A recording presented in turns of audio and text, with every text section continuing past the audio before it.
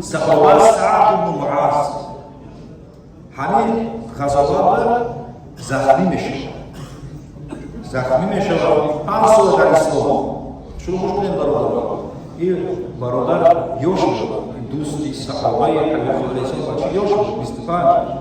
وقتی که 30 ساله میشه همین غزوات اشتراک میکنه چی میشه همین وقت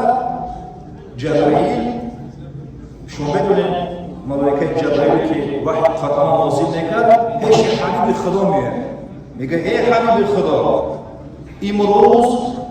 درای بهشت باز شده کشوده شده امروز